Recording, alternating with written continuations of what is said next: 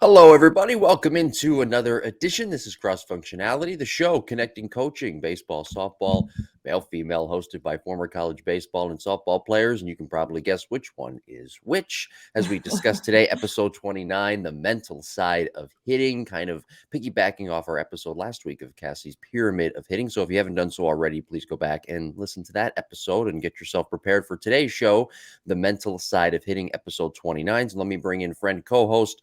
She is a softball national champion at the University of Alabama and current day renowned coach, Cassie Reilly-Boccia. Cassie, how are you?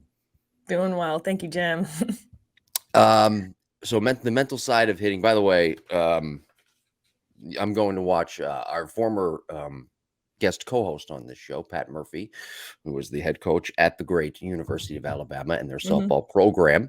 I will be going to watch them next Saturday. I was telling Cassie before we started today that I'll be going to Clearwater and checking them out. So that'll be a lot of fun. They're playing UCF next Saturday. They got their season underway. Their season started. Do you have any advice, by the way, for your former team and anybody listening, college softball players right now, primed and ready to go for their season? It is a marathon, not a sprint. That's all.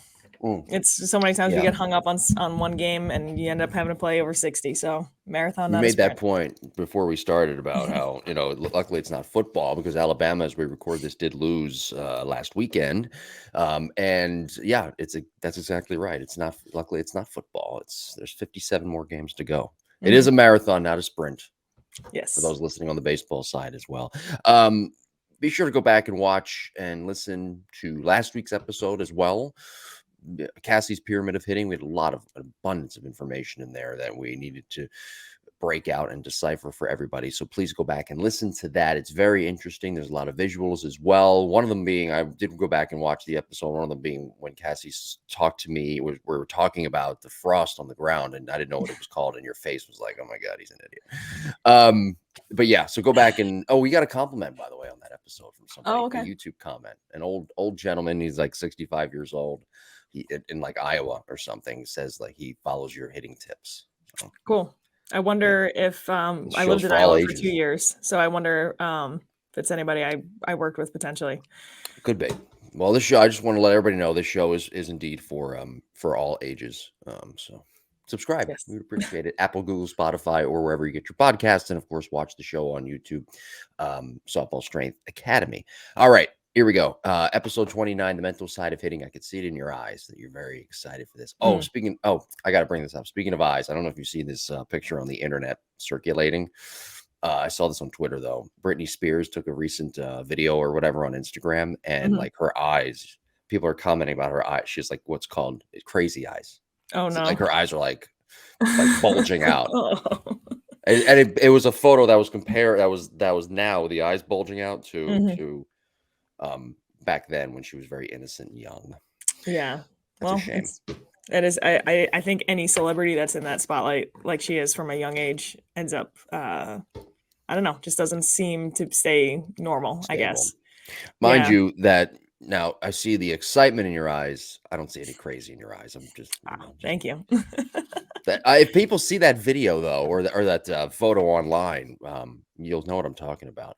It's really, oh my God, it's really scary. Okay, let's talk about the mental side of hitting, the approach and the plan that you need to have mentally. Get yourself prepared mentally prior to the game, having a plan going up there. Jake Epstein, Cass, and I always talk about this on the Lab Epstein Hitting podcast. It's like a running theme that we have. It's like the spine of our podcast.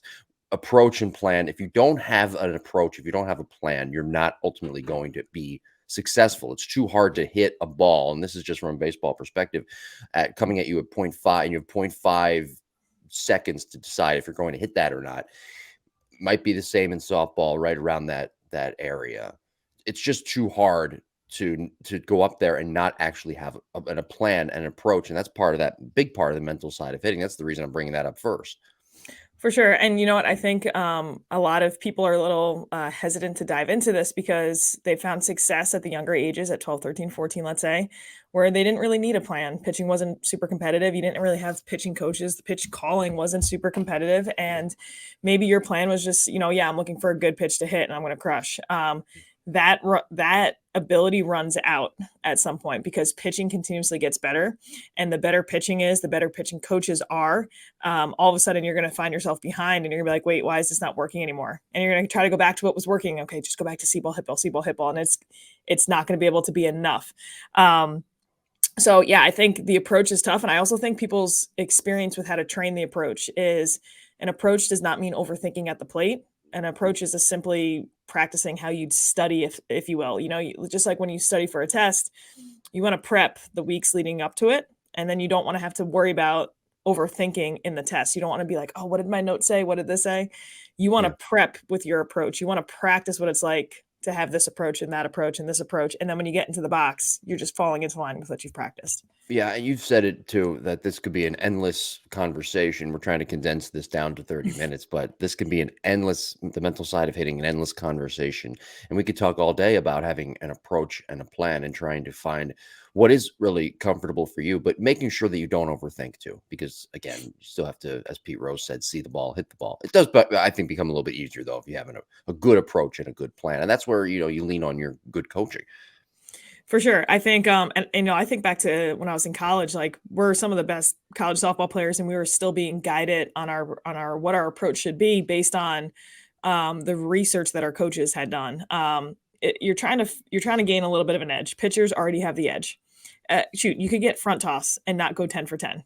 Mm-hmm. Even just the simplest of front toss, you're going to miss 2 or 3 at least. And that's if you're like in the zone, right? And then so we think now we're adding spin, now we're adding movement, now we're adding the environment. We need a little bit of an edge as a hitter. So some of my favorite plans are just cutting the plate up into thirds and to 2/3, if you will. So it's like, all right, am I looking for the middle 2/3, the outer 2/3, the inner 2/3? And that's simple. And what I think as a coach, I need to work on is not all of my girls are going to, or my guys are going to visualize in that way. And they like to look at the strike zone or the hit zone. And they are like, well, I just am drawing a circle in this middle inside part. And that's where I'm looking. And that works really well for them. Other hitters and fewer, but they'll need to think, well, I'm trying to hit it to the pull side gap. And for them, that's looking middle inside pitch. So you have to kind of figure out what verbiage of the approach is going to work best for the hitter. It's trying to figure out which way does someone learn, right? Do they learn via textbook, via listening, via doing? And then once you figure that out, then you can start to practice those approaches. So which one do you prefer? Just out of curiosity, the circle or the splitting the plate? I liked the plate. But it was, I guess maybe it was a combination. So I used to actually take a flimsy plate you could get at Dick's Sporting Good or something, and I would cut it up into thirds. And then I would actually take front toss and take away the third of the plate I wasn't focusing on. Or I would draw on top of the plate a smaller plate for when I had an advantaged account. So like 2-0-3-1, where the plate was just a little smaller. And then I'd have a plate that was actually an inch or two bigger for my 2-strike approach. So now I'm protecting. I have a little bit of a bigger plate. But I guess it was, that always resonated well with me. But I used to draw the strike zone and how it pertained to the plate all the time. I don't know why. I just would because I felt like if I could see what the strike zone looked like from maybe a bird's eye view, or maybe from this view, or maybe from an umpire, I don't know. I just felt like I could understand it better. No, it's interesting. When did you find time to draw this? In high school? Oh, I would be in class taking notes, and then on the side of the paper, I'd be like, well, But I also had a hitting journal. So I was like, anytime I journal, I would try to draw a 3-dimensional view of the strike zone. And I had such a hard time with the high outside pitch. So I used to try to draw it from the high outside pitch angle, kind of. I don't know. I know it sounds silly, but no, it doesn't. I used to write notes about baseball and hitting and whatnot in Miss Zerg's health class. Miss Zerg's health class, and one time I was writing it. I wrote it on a little piece of paper because I didn't want to write it on my other notebook. And she was coming around, and she thought I was like writing a cheat sheet for a test, and I wouldn't show it to her. I'm like, no, I'm not. But this is not what you think. This is something. Anyway. She sucked. She was a shitty teacher. Email us Jimbo Podcast. Hopefully she doesn't listen. I hope she does. I hope she does, and I hope she hears that, and I hope she relishes in it. Email us jimbopodcast21@gmail.com. How dare she try to take away my hitting notes? trying to make. Can you imagine if somebody took away your notes and your? No, yeah, I would be mad, right? It's like no. This is important. This is more important than anything you could be teaching me right now because I could find this health stuff on Google in Right. 20 Well, yeah, years, 20 now. years from now. Yeah. Um, yeah, you mentioned there though, and the reason I asked that question, if you which one do you prefer, splitting the plate or the circle? And you said splitting the plate. It's part of that visualization process, and that's a huge part of the mental side of hitting. I don't believe that the visualization process is just visualizing yourself going up there and hitting. I believe that it's also visualizing some of those intangibles that you just mentioned right there with splitting the plate and coming up with a proper approach through that visualization. Sure. I mean, gosh, if we want to go even deeper, I really do think you have to practice your mentality of looking for what you want instead of what you don't want. Meaning, it's very easy sometimes if we're like, okay, I'm looking middle out, and we all of a sudden are very aware that I don't want the inside pitch. But like Mhm. that actually doesn't matter. The only thing that we need to try to like focus in on just what do I want? What do I want? What do I want? This spot, this spot, this spot. Like it doesn't matter. It's not if it's a strike, I'm on this outside part, I take it, and if it's inside, it's a ball. It's like no, I'm crushing this, I'm crushing this, I'm crushing this, and then anything else doesn't matter where it is. It's not in your zone, and it's hyper focusing on what you want to do instead of being even aware of what you don't want. And I know that kind of sounds a little complex, but there were even things called concentration grids where it Hmm. was 0 to 99 of all these different boxes, and it was just scrambled, and you would sit there and you would mark off 0, then you'd find 01, 02, 03. And if you tried to like hyper focus on every single little one, Yeah. you wouldn't be able to do it. So you had to get this like in between focus of a soft focus to zoom out a little bit, but enough where you were only locked in on what's the next number, 04, 04, boom, what's the next number, 05, 05. And I would do that before games in silence, and then I would maybe try to turn music on, and then I turn the TV and music on, and then I would try to add distractions because you're essentially trying to find that perfect level of focus at the box and approach the situation in the middle of a game. I wonder if you can do that at any time. Concentration grid. You know what? It worked for me. I Mhm. work with so many different types of people now that I understand different learning styles. It's probably not, that's more frustrating than anything. But, before I sit down to work some days, I'll do a concentration grid for 5 minutes and maybe I only Mhm. get to 50 or 60, whatever it is. But then that's it. I move on. And then I feel like I've done my focus warm up, if you will. Hmm. I like that. Concentration grid. Can you Google it? Yeah, And you can Google Google a everything. Cool. concentration grid, you can print them out, you can do it online. If I honestly, for coaches out there or parents, if you have a team training, there are some times where I have a team coming, I know I'm having 15 girls, and then all of a sudden like 16 or 17 show up out of nowhere, and I'm not prepped for it. It's not safe for us to have that many hitters, so I'll have a stack of concentration grids, and that becomes a station. And believe it or not, we get to the end, I'm like, what was our favorite station today? And people love this non-hitting seemingly non-hitting drill. Wow, I like that a lot. Be sure to follow us on social media, by the way, at Jim Tara and at Coach_CassieRB on Instagram, at Coach CassieRB on Twitter. Talking about the on deck circle. What were you thinking when you were in the on deck circle back when? Well, I mean, what was your thought process? What were you? I know it could be different oftentimes, but what was your main thought process in the on deck circle? What were you trying to accomplish before you went up to the plate? To be honest, in high school and travel ball, I don't know if I really knew. I was like, Mhm. okay, my job is to kind of just swing around here. Try to get loose, like do it maybe major leaguers. I didn't know what I was doing. I got to Always right. college. You always do I did the physical stuff too. Yeah, I and get it. so I got to college, and then all of a sudden they're like, "No, that should be treated as like your first at bat. You should be in sync with the hitter. You should be only focused on timing. You don't want to be overthinking. You're essentially practicing taking a step out, deep breath, getting in the box. When do I want to load? When do I want to load? Like you're trying to figure out your timing before you actually get into the plate. And so Sure. I often wonder if I knew that maybe when I was even 12, like how much easier that would be. And there's so many cool videos now on Instagram or Twitter where every now and then the camera angle will have the hitter in focus in the front, but then you see the on deck batter behind, and they are like eerily in sync. It almost looks like a video game with Oh yeah. how like perfectly in sync they are. So that on deck batter is, think about how much better you feel in your second at bat than your first. If you can somehow get so locked into the pitcher's rhythm to get your tempo in sync, then all of a sudden you get up to your actual first at bat and you feel like it's probably your second. So I think that's extremely powerful. And then I think just even like focusing on relaxing too. Like we get, it's going to be excited. There's an excitement that comes with hitting. And I think sometimes just finding, I needed to relax at least. Maybe some other hitters need to get themselves pumped up, but I needed to try to harness all that in. Yeah, I mean, use the concentration There grid, you go. rely on that, right? You're exactly right about the on deck circle too, and in thinking about, because I was thinking about in my preparation for the show how to talk about the on deck circle and what it's used for, what the purpose of it is, and the purpose of the on deck circle to me, it shouldn't be to physically warm up. It should be to mentally, speaking of a concentration grid, to focus and get your focus, get your timing down in that on deck circle, because you've been warming up. If it's your first at bat and you're in the on deck circle doing physical stuff, you're just tiring yourself out. You've been playing already. You've been warming up already. And then if you're doing it third time up in the on deck circle, when you're about to go up there for the third time and you're physically warming up, there's no point because you've been playing for an hour, Mhm. So that's the time to mentally gather your thoughts. And as you said, get in sync with the pitcher.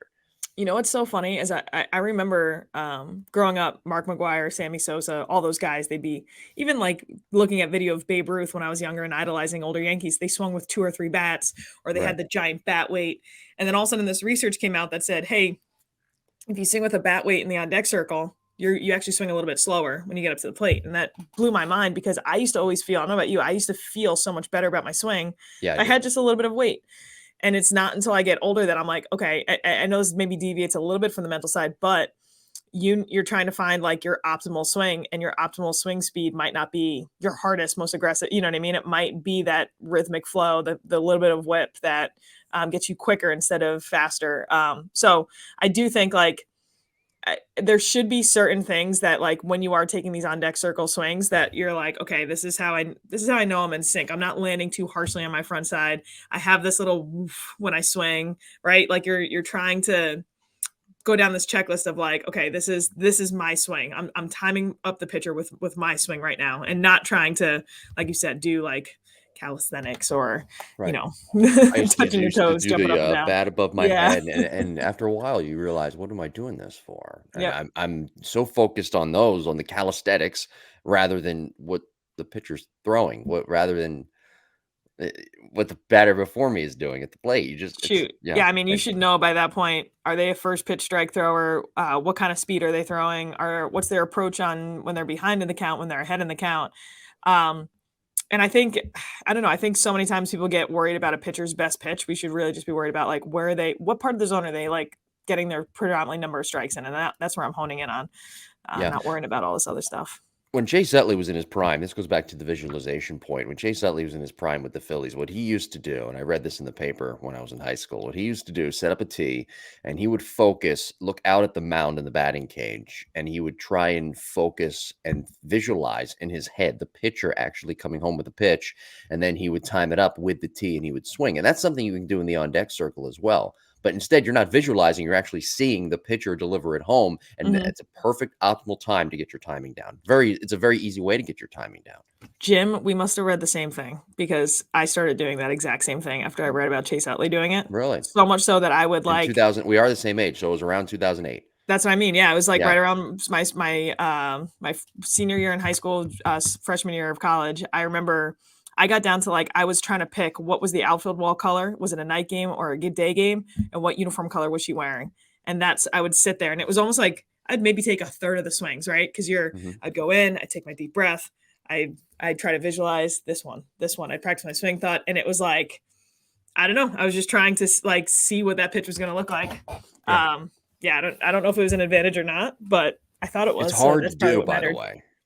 It's extremely hard. Hard to continue to keep that focus up for, like, say, 10 swings, you can do it. Hmm. 20 swings is a little bit hard. It really takes a lot of focus. But we just gave kind of like a free drill out for everybody There you today. go. Yeah. A good free warm up. So visualize the pitcher that gives you the most trouble, baseball or softball, set up a tee and pretend that they're throwing to you and then time it up with the tee. Yeah, and you know what? I think there's so much value in like pretend you hit a bomb, pretend you hit the walk off, pretend it's like the finals. You know what I mean? Like why not? Like, it sounds silly and it sounds like oh, it's something only little kids do, but like I don't. I think that's hugely important. It's not this way. It takes away from the mundane of like okay, I'm just hitting off a tee right now.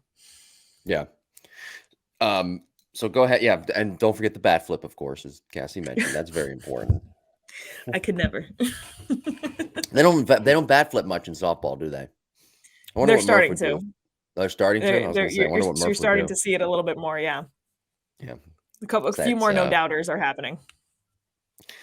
what is a no doubter in softball? Like I don't know, how far does that have to travel? 300 feet, Um, or is that too far? no, I mean, shoot, the fences are 200 to 220, so it's not that far. It's really like Right. so I mean, and especially with like how hard pitchers are throwing, how much stronger girls are getting, and how good the bat technology is, you're seeing girls hit like 280, if not close to 300 sometimes.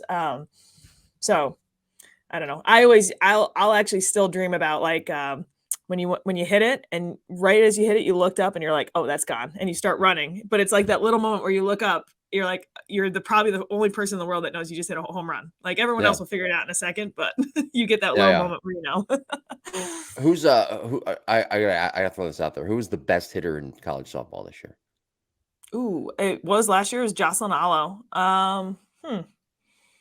That one is up for grabs, I think. I really don't. I mean, it was so dominated last year by Oklahoma's number 3 batter. Or, she bounced around the lineup, but it was. I mean, she was best hitter potentially ever in NCAA. So this is kind of up for grabs. Who it's going to be? Yeah, she home run most amount of home runs ever hit in NCAA history. High batting average. Jocelyn Allo, ALO. She's a badass. Okay. Hold on, let me see. Okay. Oh, okay. Yeah, I've heard of her. Yeah, so I got a face to the name here. Okay. She is. Okay, she hit 34 home runs. Wow. Yeah. That's like a home run every other game. It really is. As well as getting walked, essentially. I mean, she was getting walked like it was her job. Yeah. So last year was her, oh my God, last year was her final year. Jocelyn Allo of the University of Oklahoma, for those who don't know. She was, okay, so she's a redshirt senior. She had that extra year too. So she hit 515 last year. 445 for her career. Hit 515. I don't know how much stock people put in batting average anymore, but still, that's impressive. I mean, yeah. It's getting a hit a little bit over half the time. Yep. 165 at bats, 85 hits, 34 home runs in back-to-back years, 2021 and 2022. This girl was incredible. She should like play baseball. So, like I said, that's why I think it's like a little up for grabs is who's gonna show up this year as the best, because it was Jocelyn Allo and then everyone else. And the thing too, I mean, like hitting in college softball, Division I at the highest level, I don't have to tell you, telling the audience, it's really hard to hit 515. It's like, nope, you don't see that in college baseball. You'll see it with a slapper in softball. That's like the 500 She's not a batting slapper, though. Exactly. That's why it's like extra impressive, Wow. Yeah. I wonder what she was thinking in the box. What do you think in the box mentally? How do you get yourself mentally reset in the? Yeah, she probably has a great plan. Gosh, you know what? I tell all my girls that I work with, because a lot of them looked up to her. I'm like, who do you look up to? And it's like, why? And they're like, she was just so calm and confident looking and blah, blah. And I'm like, why not reach out to her on social media and just like ask her what she's thinking about in the box? Like, what's the worst that happens? I'm like, and they're like, she doesn't answer. I was like, okay, just go for it. The best case scenario, maybe she gets back to you. So who knows? You know what I mean? We have access to so many of our athletes that we look up to. Like, why not just reach out, But yeah, I would love to know. Well, here, you know what? Let me see if I found her on social media right now. Here we go. I can't, you know what? I don't see her. No, I don't see her. I'll have to Google it later. Anyway, yeah. What were you thinking when you were in the box, in between pitches mentally? What was your mental process? So I had a swing thought. I had like probably 2 or 3 different swing thoughts. And the purpose of that was, there are times as a hitter where your brain feels completely off. You feel like your brain's blank and it's amazing. And it's like, you're probably in that state of flow. And that's probably not the time you need a swing thought. You need a swing thought when all of a sudden you hear the stands, you're thinking of your swing, you're thinking of like, all of a sudden your swing feels weird. Your body, like, you're like, you can't not think. All of a sudden you want something where it can be like, okay, I'm going to crush this ball. I'm going to crush this ball. I'm going to crush this ball. Sweet spot, sweet spot, sweet spot. Something positive, something repeatable, something very task oriented, not get your hands in the slot. You don't want anything physically, because now your focus is not on hitting the ball. Your body focuses on your body.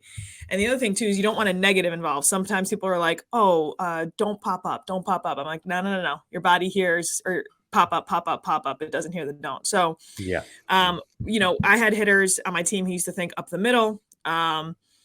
Something people would have like an aggressive one that would calm them down a little bit, but essentially you're trying to stay present and you're trying to have that be like a song stuck in your head so that if doubt pops in, if a fan pops in, like you can't hear it because all you're hearing on repeat is this pitch, this pitch, this pitch.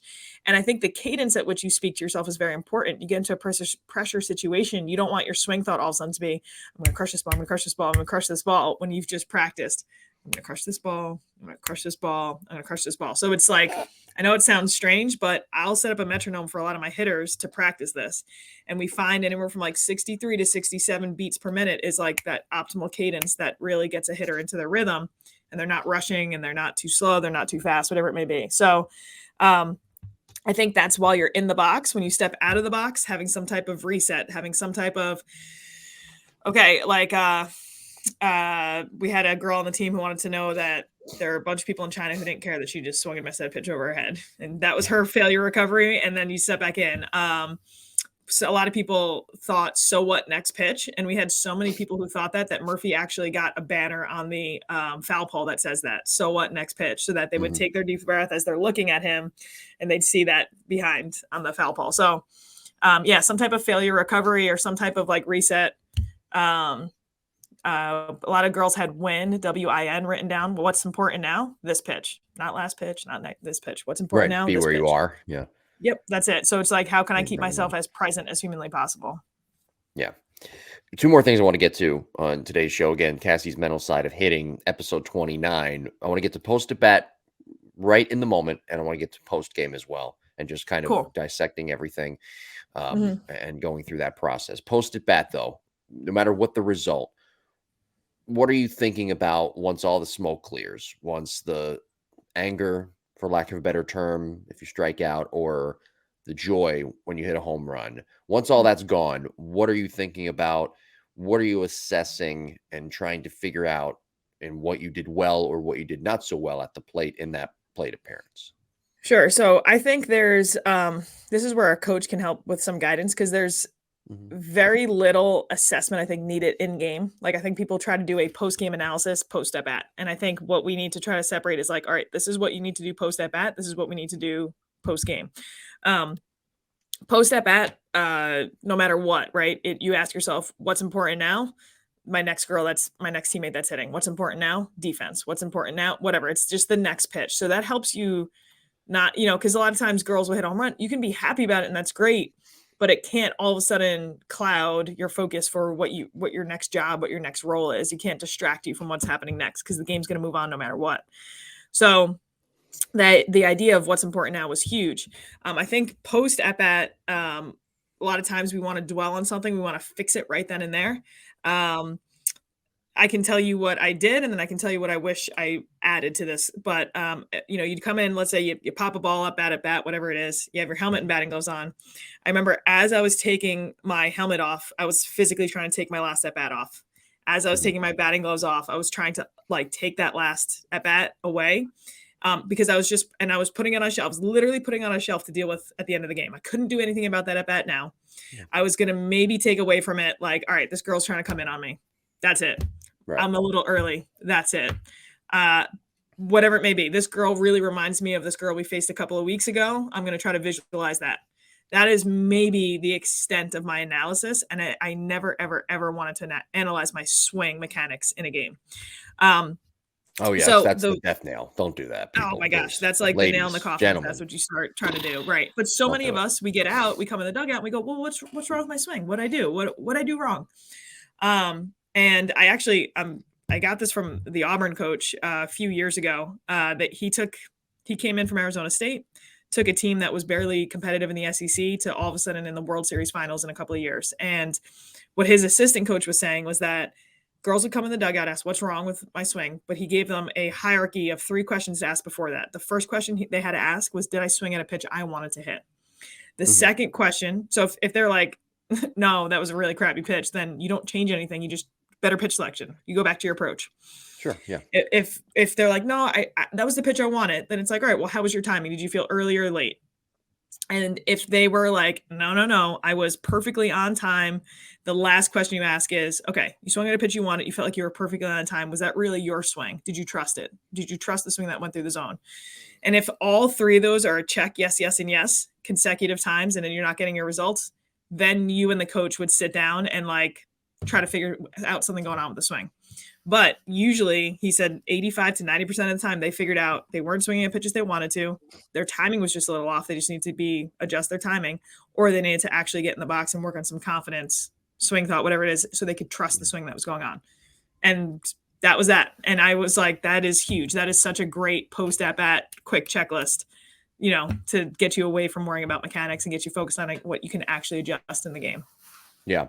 And so going through the autopsy of the game of what you did post game, good or bad, what's the mindset? What are you thinking about with your at bats in the post game and trying to assess everything properly, doing it the proper way, not being so hard on yourself? Right. Practicing self-compassion. Right. So, Yeah. I do think, I think back to like what players do now and what I used to do. Like, I would get back in I would get back in the clubhouse. I'd change out my uniform. I'd turn my phone on. So now I have access to the entire world outside of my dugout. I would try to rush and get changed and get cleaned up and whatever else, because my parents were in town or someone was in town and we were probably going out to dinner. Right. Mhm. And what I should have done most of the time, and I took the time finally my senior year to start doing this, was before I turned my phone back on, before I took even my uniform off, I would just try to dump what was ever in my brain out on paper. Just Sure. get it off me. Like, good, bad, and different. This worked really well today. This did not. This is what I want to focus on next week. And that's it. It's just like a little bit of like, now your brain doesn't have to hold on to it. You don't have to worry about this like little stress. And again, like sometimes the best thing in the world is just be like, today sucked. I didn't feel good. I didn't feel prepared. Something felt off. And you're just leaving that game on that page and moving on. And that's it. And you're like, you know what?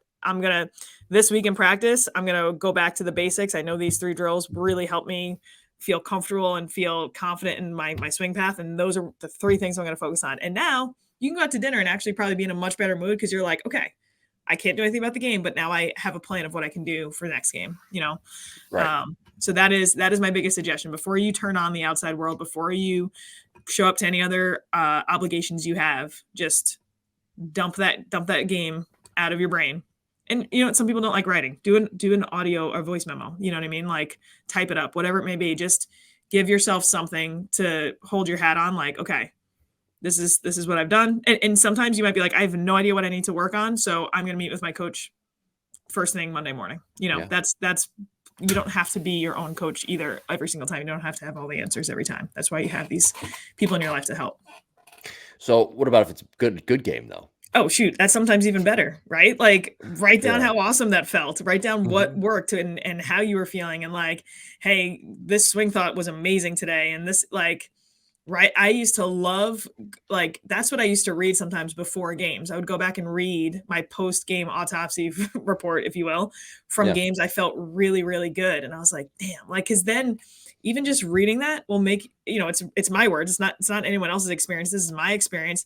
I'm starting to feel those senses of confidence that I had as I was writing it. I'm starting to feel that sense of like, and no other better words than like just like a badassery. Like, I was like, bam, like this is Yeah. exactly how I want to feel every time. So Mhm. sometimes that's more empowering. And like, especially when you're in a slump, you're like, I'm still the same human being that wrote this 2 weeks ago.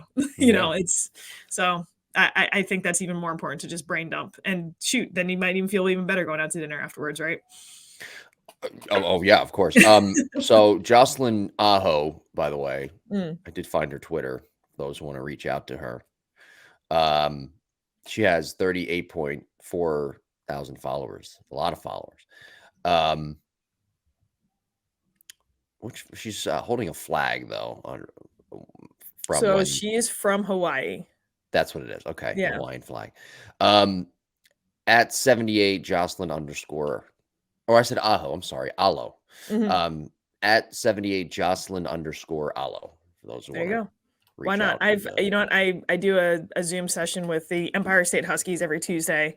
mhm. And one of the things I challenged them was to reach out to someone they looked up to. And not even ask for anything in return and just try to make their day and just explain to them why you look up to them. And a couple of them got responses, a couple of them didn't, but it was like the whole point of it was like she's like, yeah, that felt awesome doing it. It's, she's like, I don't know what I was so nervous about. So Yeah. What's the worst that can happen? They ignore you, right? Right. Well, or they just don't get it. There's plenty of times there's plenty of times I get 2-3 weeks behind sometimes on Instagram messages, and I'm nowhere near what some of these girls' followings look like. So it happens. I mean, well, you do a great job. I think you do a great job on Instagram at Coach_Cassie RB on Instagram. Follow us on social media, at Jim Tara. Speaking of social media, next week, episode 30. Episode 30, infusing confidence in hitters. And that's another episode, another topic that we can go on all day about. We'll try to condense it to 30 to 35 to 40 minutes. But episode 30, infusing confidence in hitters, as we continue on talking about hitting here for the next few weeks. Looking forward to it. Thanks, Jim. What do you, besides the event you have going on today, what do you have at Softball Strength Academy that I should know about? Yeah, so cool event. We have some of the top pitchers and hitters in high school baseball that are coming to face off today in a fun event. And it's February 40 degrees outside, so we get to hit inside, which is nice. Yeah. I actually, I think it was announced yesterday, I'm going to be one of the keynote speakers at a Quebec softball convention in April. So you're going to Quebec? I am. Ontario. Yes, I had to double check my license was enhanced. Had to apply for the enhanced license so I could go to Canada. I've never left the country before, so I am looking forward to that. It's going to be very cold. Yes, it's indoors, which is nice. Yeah. So what are you going to do in Quebec? I don't know. I heard they have good steakhouses. Okay. In Canada. That's what I hear. I will take any Quebec suggestions. All right, hold on now. You know what? Hold on. Now we're here. Quebec. All right. Let's see here. Going to Quebec. I wonder where you're flying into. I'm curious. I think it's the city of Quebec. The flights aren't finalized, so I'm not 100% sure. But and when is it? One more time. When are you going to be there? April 15th. Also, it might not be that cold. Okay. Well, there's some historical sites, some walking tours, some bus tours. Yeah. Oh, you can go skiing if it's cold enough. $80 per adult. We'll see. I'm doing 2 hours of a coaching event on a Friday night, another 4 hours later. So 2 hours Friday afternoon, 4 hours Friday night, and then 4 hours Saturday morning. Okay. So it'll be 10 hours of softball within 24 hours. Yeah. A lot of softball. Yeah. The lives we chose. Infusing confidence in hitters. That is next week, episode 30. Thanks for listening and watching. Be sure to subscribe, and we'll talk to you then.